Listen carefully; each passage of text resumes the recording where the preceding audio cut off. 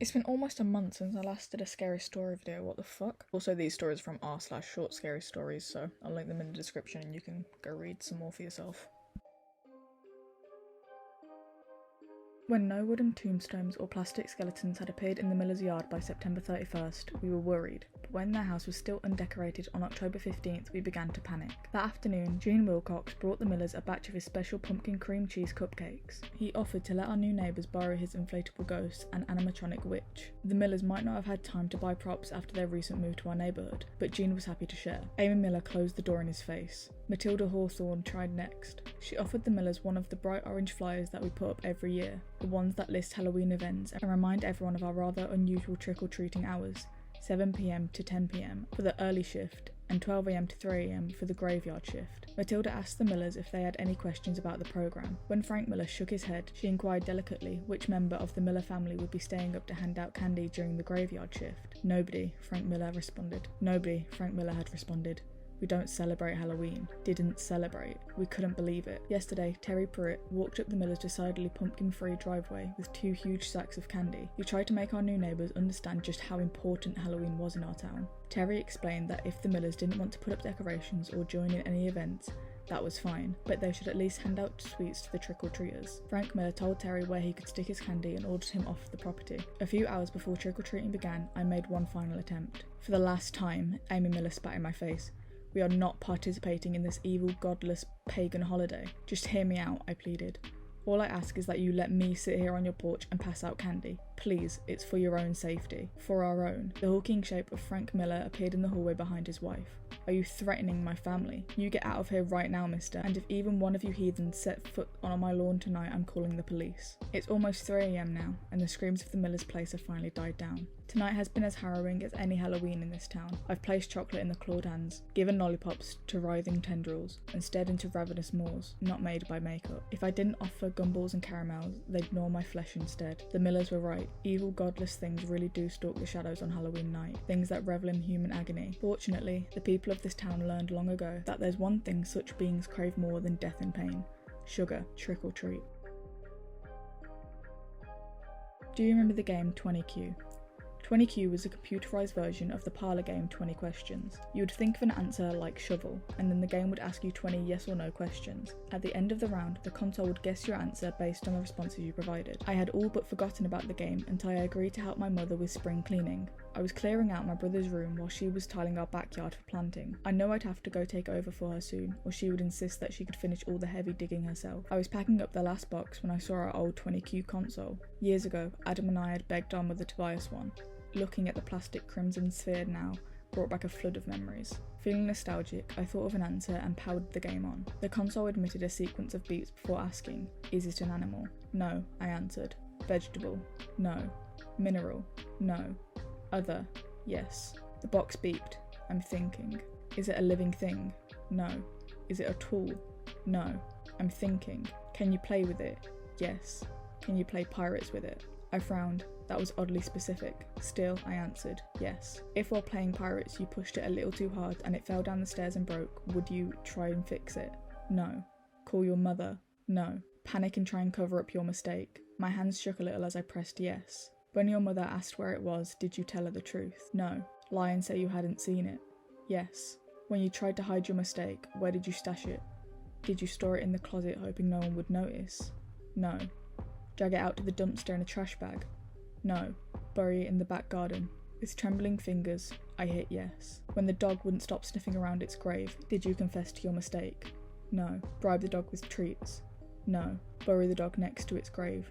Yes. Last question. When you buried it, did you know it was still alive?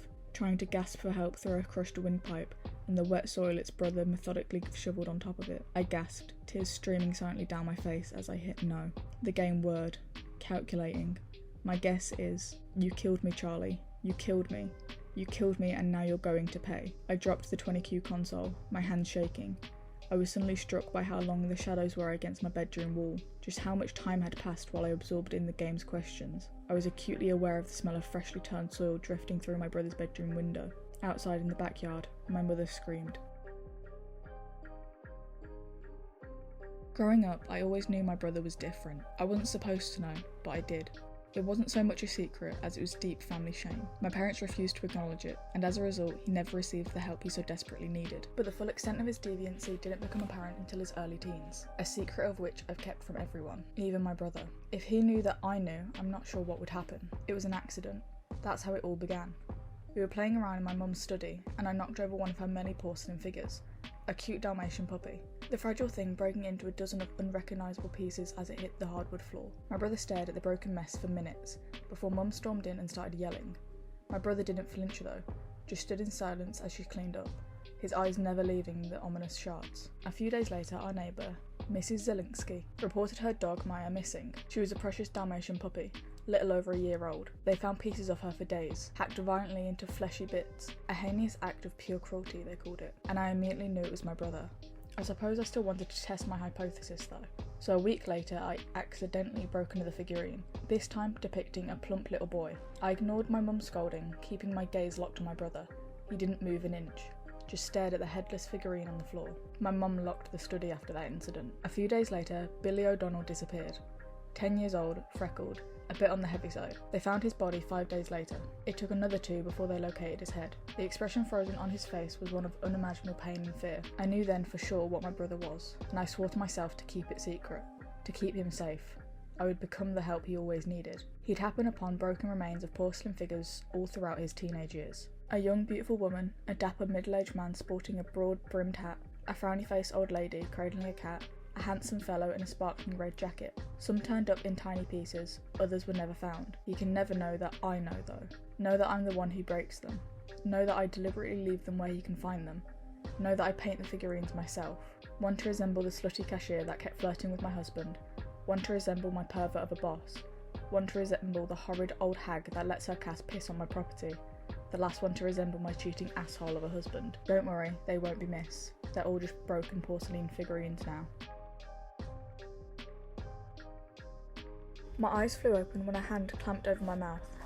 "Don't move," the man leaning over me commanded. A knife glimmered in the darkness. A surge of fear jolted through me. Without thinking, I thrust my hand upwards into his face and felt my palm meet his nose with a revolting crunch. When he howled in pain, I hurled myself out of the bed and dove into the adjoining bathroom. I slammed the door shut and turned its lock only seconds before he smashed into it. "Get out of there," he shouted. Heavy battering thud shook the door. "Take whatever you want and go," I yelled back. "I won't call the police, I swear." He fell silent. I held my breath anxiously. For a fleeting moment, I thought he was gone, only for my stomach to drop when I heard the sound of the knife's blade gouging into the wood. I realised with horror that he was trying to carve his way through to me. "Please stop," I whimpered. "This isn't even my house. The Day family hired me to stay here while they're on vacation." Suddenly, I was struck by a strong scent of rubbing alcohol. I looked down to see clear liquid spreading beneath the door and across the bathroom tiles. "You have 10 seconds to come out," the man said threateningly, or I light a match. A dizzying wave of terror washed over me. I gripped the sink to keep me from falling. 10, he barked. 9. My eyes frantically searched the room for anything to defend myself with. 8, 7, 6. I felt as if I was being torn in half by excruciating decision. Accept whatever violent fate awaited me outside the door, or perish in a fiery blaze. 5, 4, 3. I flung open the door, the man raised his knife, and I emptied the contents of a hairspray canister into his eyes. He screamed in agony as I pushed past him and ran. I made it to the staircase before he grabbed me by the hair and threw me onto the ground. His poisoned eyes were a furious shade of inflamed red. "I'll kill you," the man roared. He lifted a foot to stomp on my head, but his polluted vision slowed him and gave me enough time to deliver a swift kick to his knee. He lost his balance and stumbled backwards. By the time he realised he was falling, it was already too late. He plummeted down the stairs and landed in a bloodied, broken heap. As I approached the man's crumpled body, I noticed a small blinking light fastened to his chest. Confusion dawned on me when I realised he was wearing a camera. I nearly jumped when his phone began vibrating in his pocket. Unknown number. I answered it silently. A hideous sense of shock overtook me when a familiar voice spoke into my ear. "Is she dead yet?" Mr. Day asked excitedly. "I can't wait to see the footage."